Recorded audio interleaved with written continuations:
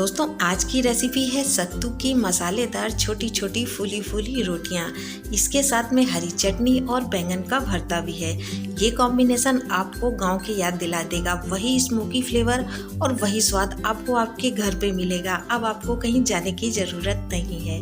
तो ये देखिए, इसके लिए हमने 2 कटोरी सत्तू लिया है। ये मार्केट में सत्तू आसानी से मिल जाता है। इसे छान लिया है और छान करके इसमें थोड़ी सी कलौंजी डालेंगे, थोड़ी सी अजवाइन डालेंगे, इसमें फुल फ्लेवर ऐड करेंगे और लहसुन को ग्रेट करके डालेंगे।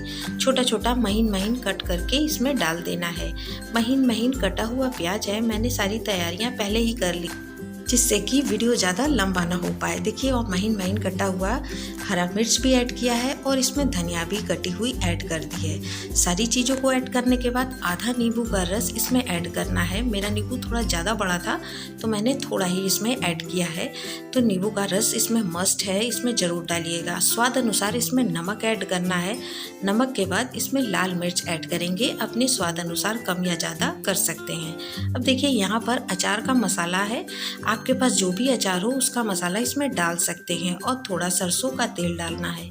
इसमें कच्चा सरसों का तेल का स्वाद काफ़ी अच्छा लगता है, तो इसमें कच्चा ही तेल ऐड करिएगा जिससे इसका स्वाद काफ़ी बढ़ जाता है। अब इसे जो है हमें हाथों से ही मिलाना पड़ेगा, तभी अच्छे से ये मिक्स हो पाएगा और सारी चीज़ें मिल पाएंगी। और थोड़ी देर इसे मिला करके ऐसे ही छोड़ देंगे। ये अच्छे से मिक्स हो जाएगा और इसकी बाइंडिंग भी आने लगेगी।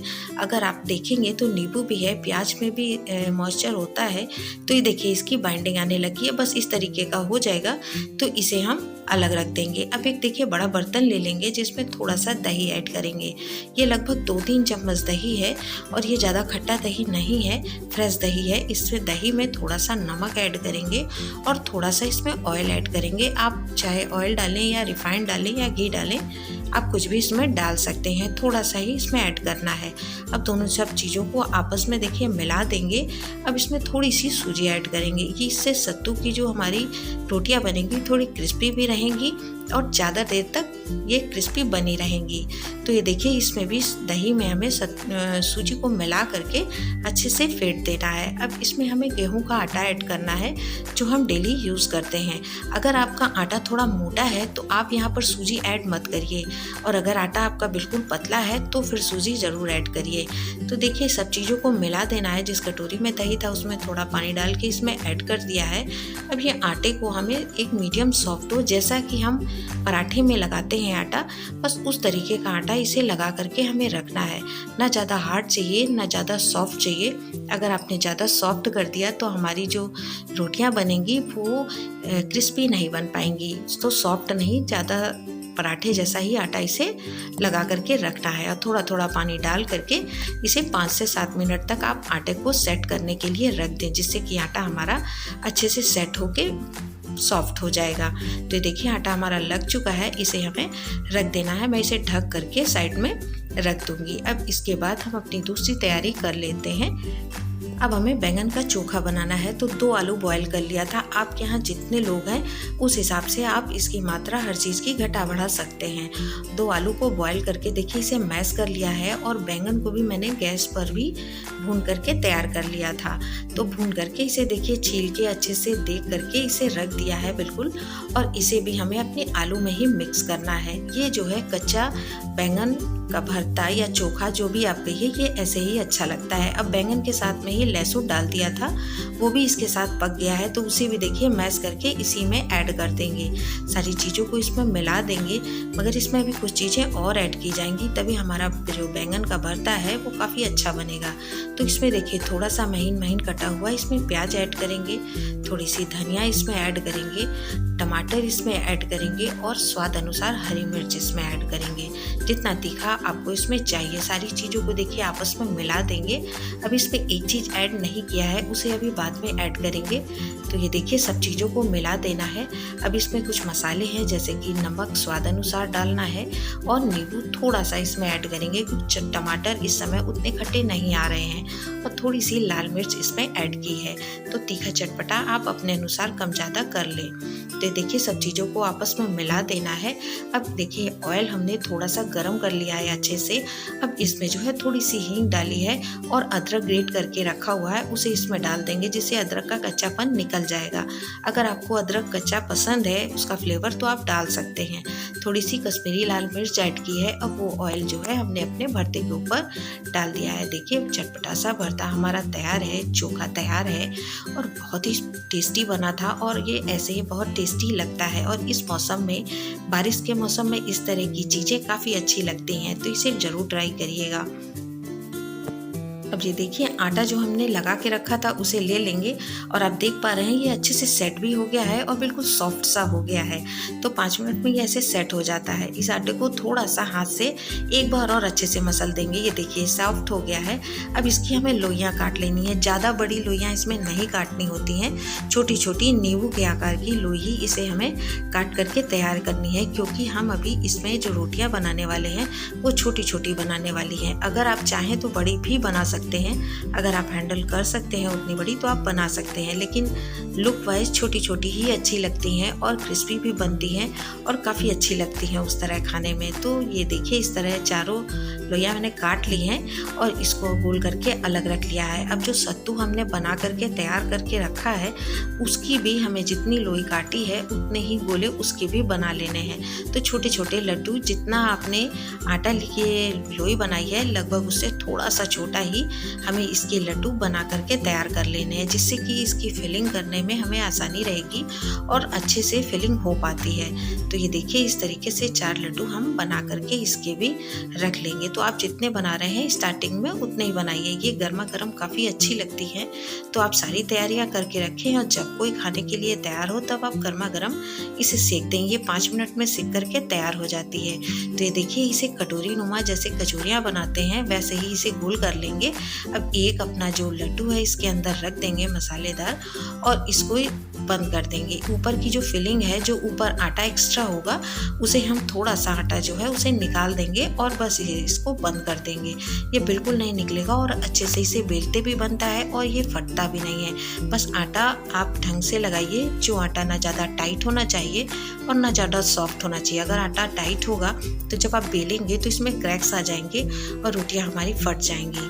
तो ये देखिए इसे इस तरीके से करते हुए इसे भी उसी तरीके से बंद करके और एक कचौरी नुमा शेप दे देना है। तो इसका आप चाहे रोटी, कचौरी, पराठा कुछ भी बना सकते हैं, मगर रोटियां काफ़ी अच्छी लगती हैं खाने में। और आप देखिएगा लास्ट में इसका लुक और कितनी टेस्टी बनी है। ये तो आपको अभी मैं बना करके ही दिखाती हूँ और बनाना कितना आसान है ये आप खुद भी देखते जाइए। तो ये देख पा रहे हैं इसे इस तरीके से हमने सारी बना के तैयार कर ली है। अब एक प्लेट में निकाल लेते हैं और थोड़ा सूखा आटा ले लेंगे जिससे बेलने में आसानी रहेगी।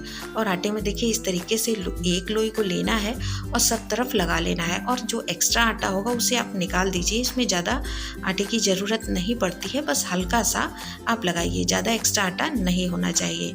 अब इस तरीके से हमें इसे बेल लेना है, ये देख पा रहे हैं आप, और हल्के हाथों से बेलना है।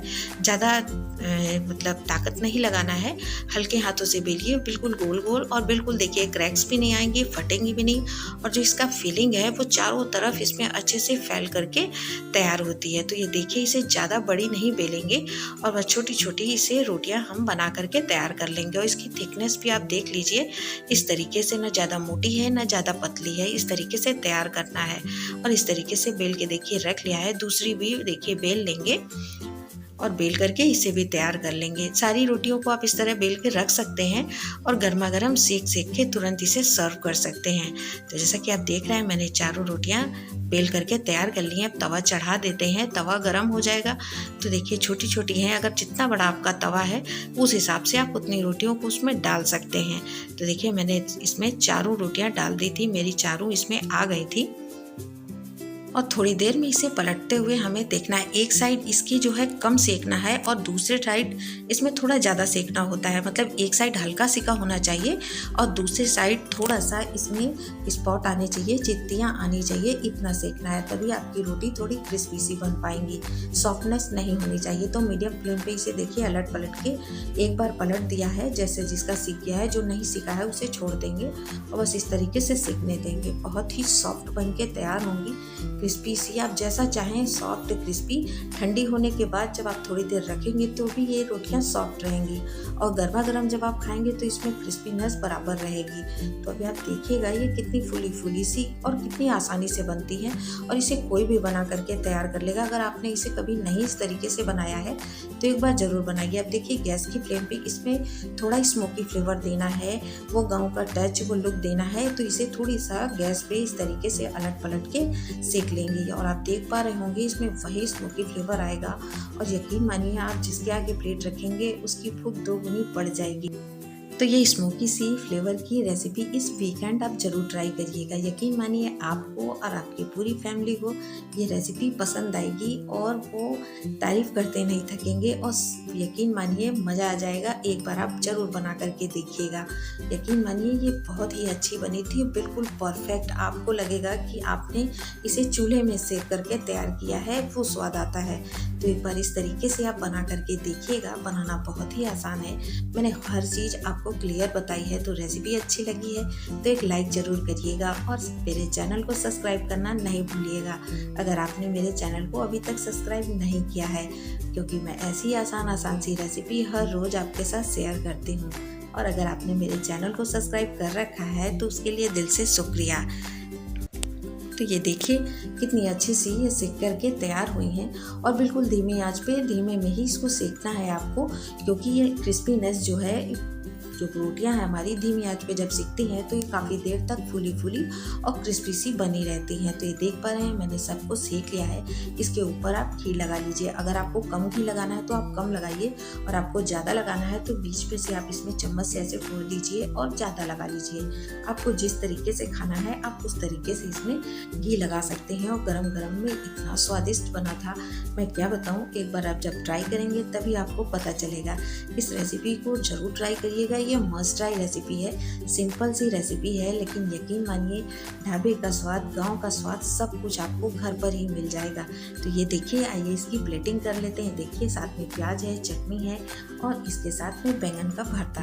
अब कैसी प्लेट है, कैसा लगा आपको ये कमेंट करके ज़रूर बताइए। इसे मैं आपको तोड़ के भी दिखाती हूँ, कितनी अच्छी है और कितना मसाले से भरी हुई है एकदम। तो यूनिक सी रेसिपी, इसे ज़रूर ट्राई करिएगा। यकीन मानिए बहुत ही स्वादिष्ट है और आप चाहें तो इसे बच्चों को लंच बॉक्स में भी दे सकते हैं। तो रेसिपी पसंद आई है तो लाइक, शेयर एंड सब्सक्राइब करना नहीं भूलिएगा और अपना प्यार और सपोर्ट इसी तरह बना करके रखिएगा। Thank you for watching. मिलती हूँ नई दूसरी वीडियो के साथ।